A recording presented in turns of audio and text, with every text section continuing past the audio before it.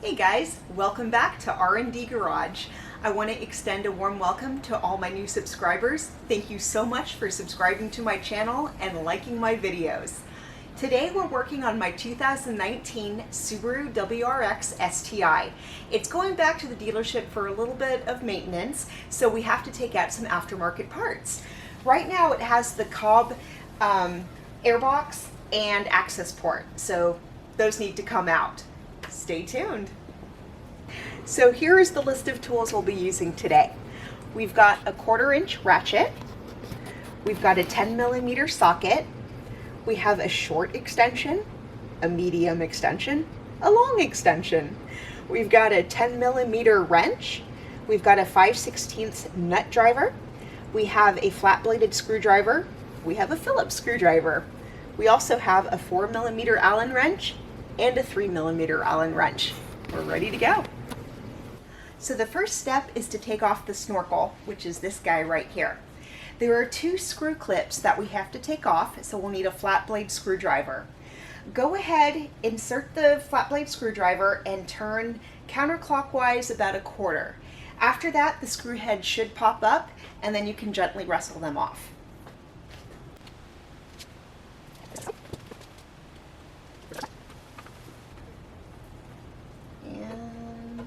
Here's the second one. And be very gentle with these. You don't want to have to go through the dealership to buy more clips. So I'm going to put these aside. And since the snorkel actually isn't connected right here, all we're going to do is lift off, slide it, and we're good. I'm going to set this aside and I'll show you what comes next. Now we're going to remove the top of the airbox. For this, you'll need a 4mm Allen wrench.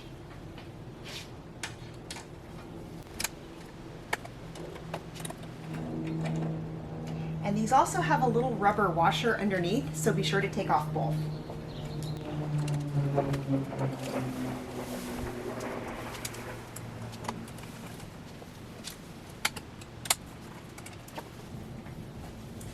Okay, so we'll gently pop that off. And now we can see our air filter. So now what we're going to do is take off the couplers that are on the silicone hose.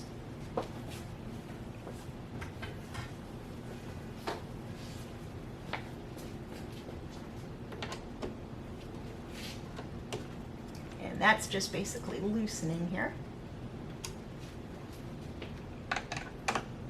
So there's just 2 of them.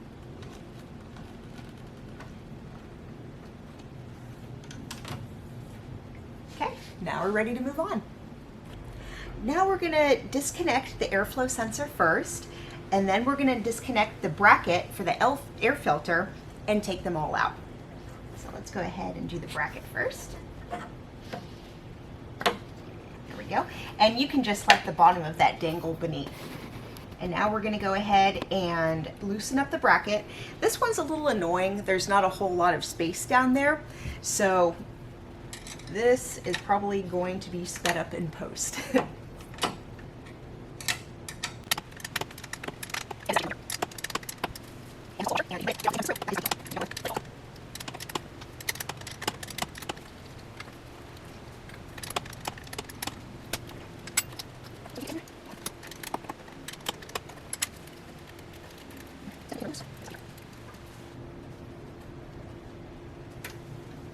There we go. And if you kind of aim the nut down, you'll get the washers with it. Time for the next one.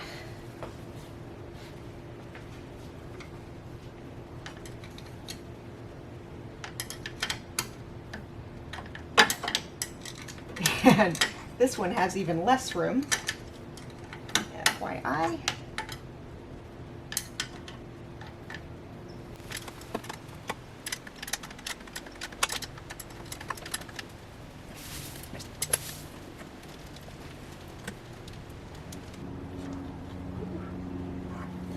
Oh boy, got him out. Okay. Now we're going to see if we can gently wiggle this. There we go. And since we also loosen that bracket, we should be able to get this air filter out. Maybe. Ah, yes. That just broke loose right there. Ah, perfect. Whew. I'll set this aside and we'll be right back. So now we've got to pull a ton of stuff here. The first thing we're going to do is pull the silicone coupler. So it's easiest if you grab the plastic and just kind of work it off. And be careful not to get this off. Perfect. I'm going to set this aside. Okay, now we're going to pull some bolts. So we're going to pull this one, and we're going to pull, well, there's three rather than this one and this one. So this guy right here, we're going to pull this whole bracket off, and then there's one down here where I don't know if the camera guy can get it, but you'll see it when I go to pull it. Okay.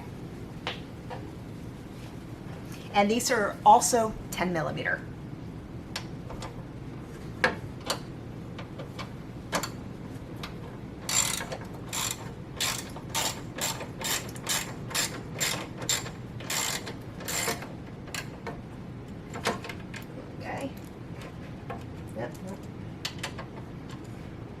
Always want to make sure it's off.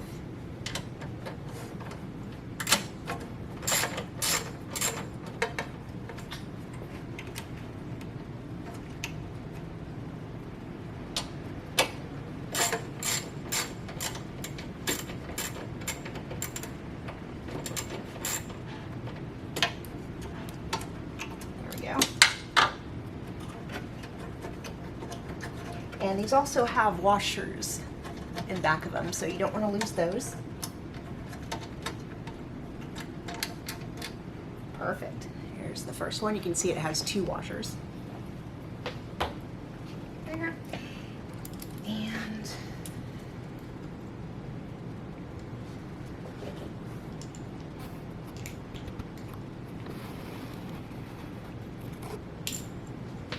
okay. This one, unfortunately, you have to hold the second nut from the back, so you're going to be doing it double time here.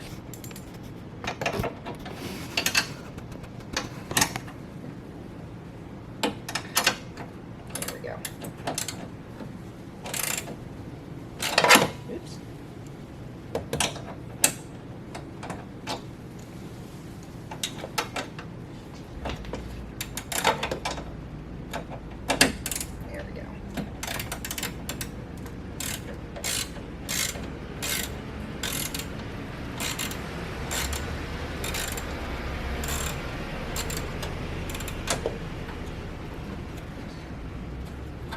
Ah, there we go.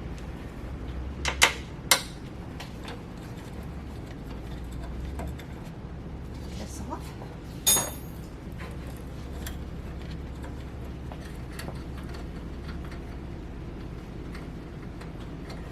Okay, so I took the nut off the back of it first.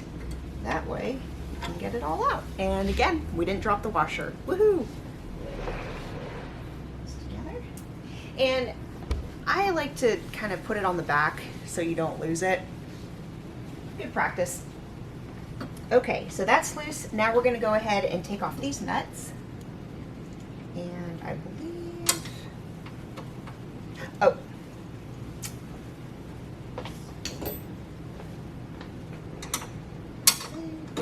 Yeah. There we go.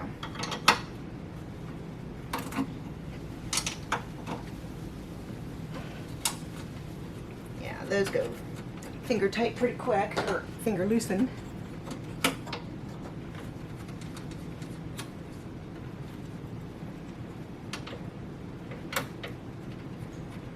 Okay. First one.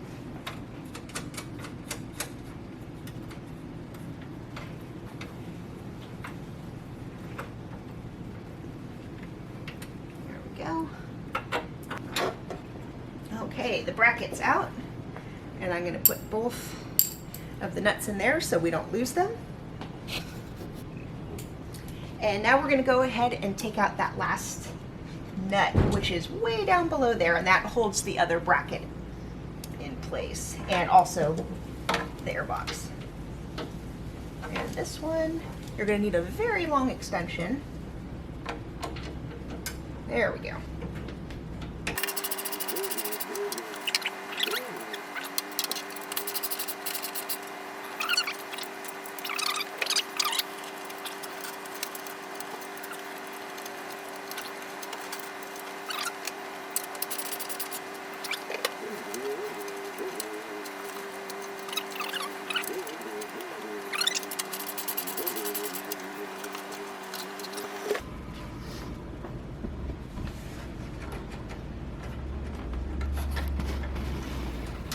Oh, there we go. Oh, no wonder it's like a foot long. Okay, put this guy aside. I did manage to get the washer. And now there's the bracket that was holding down. And remember to push this from underneath the washer. And now, oh, stuck on a hose. There we go. And try not to scratch everything or anything. Whew. There we go. Okay, I'll set this aside and we'll move on. So I've put the factory airbox back in. Just takes a little finagling. I've also put this bracket back on. So before we continue to do anything else, there's a couple things I need to do. So the first is down here, before I tighten up the last bolt, I need to put the hose back in the clamp right here. So I'm going to go ahead and do that.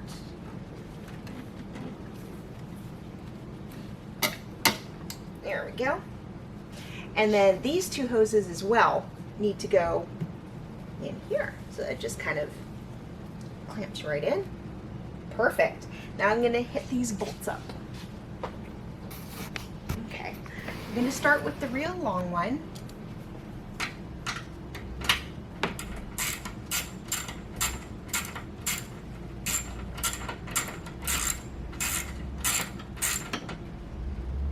There we go. So that's now tight.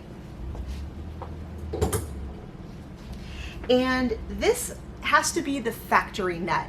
The aftermarket nut will not fit, just FYI.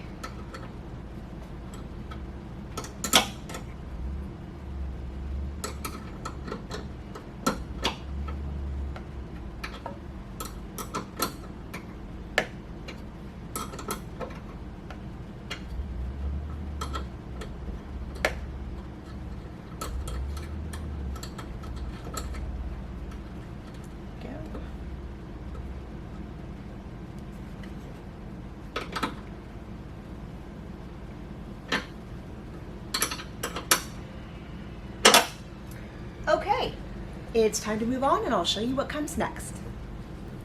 I just want to make a quick mention. Make sure that this clip is out of the way before you put the factory airbox back in, or else you're going to be tearing it back out again. And I usually tuck it up and around the corner. Okay, now we're going to go ahead and tighten up these couplers here. You don't want to do it so that it's a completely tight squeeze, but enough so that it obviously holds it on.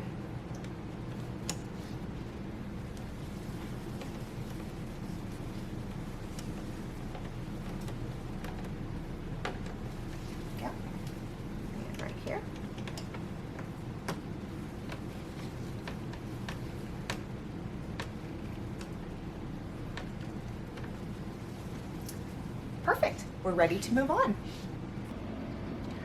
Now we're going to swap the air sensor from the aftermarket onto the factory.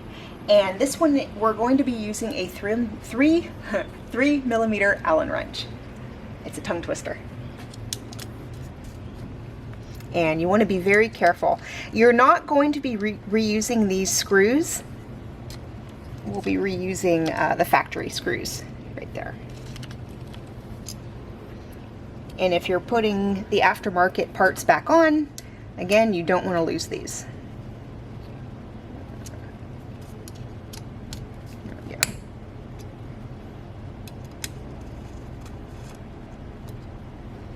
Okay. And be very gentle getting this off. Obviously, it's a little bit fragile. There we go. Okay, I'm going to fit this first. So what we want to do is bring it so that it faces this way, because what's going to happen is this is going to come along, get clipped in to right there, and then eventually be plugged in. So let's go ahead and fasten it down first with those screws. So just go ahead and place these. There's one. And a two. Okay. And we want to be gentle with these. You don't want to just rail them in and be super tight.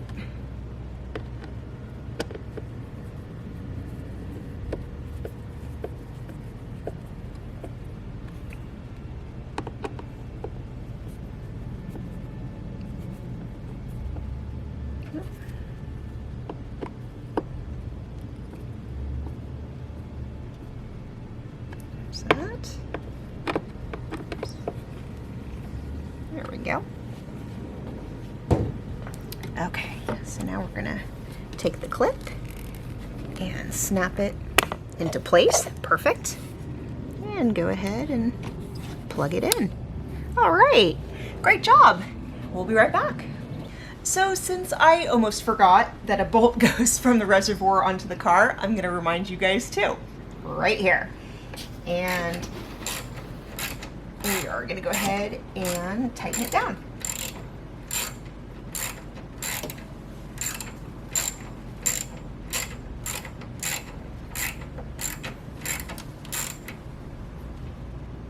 There we go. Perfect. We'll be right back. So as you can see, the 19 STi uses a bigger mouth on their snorkel. The earlier STIs, say 17, 18, as well as the Cobb, uses the smaller mouth. So this is a clue when you're going back and forth between factory parts and aftermarket. Now we're going to put the factory snorkel back into place. So since we know that this flat part here fits right on top, we're going to use both hands to guide this into place. This goes inside.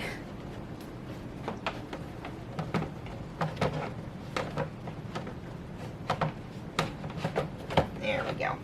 And now we can line up the screw holes and get the clips. And we want to start with these about midway. And again, be very gentle.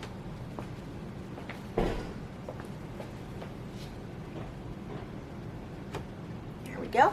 And with a simple click and a click, we are done putting in the factory snorkel. Time to move on. Now we're going to set the car back to factory tune. To do this, the first step we're going to do is press the engine start button twice with your feet off the pedals. Okay, now we're going to go over to the access port and hit the back button once. Okay, now we're going to hit the down button until we come to the uninstall screen. Go. Now we're going to go ahead and select that. Okay. And we definitely want to proceed, so we'll hit the button again, the select button.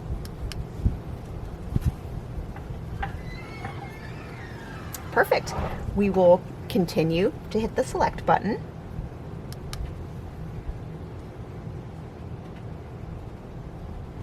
And wait while it does its thing.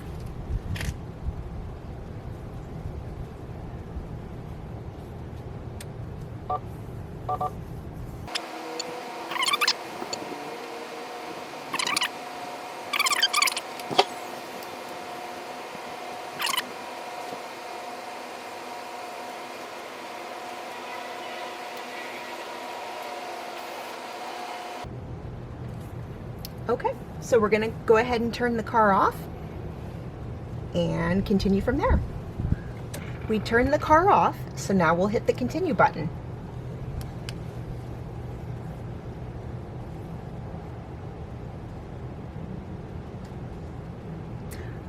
Now we'll go ahead and press the button twice, the engine start button.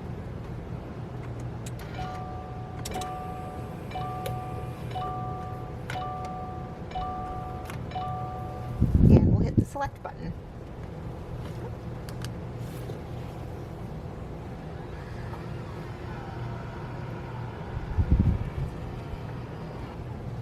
Cool. We uninstalled everything and it was successful. And now we're going to go ahead and turn it off again for about 15 seconds before starting the vehicle. So we'll go ahead and hit the continue button.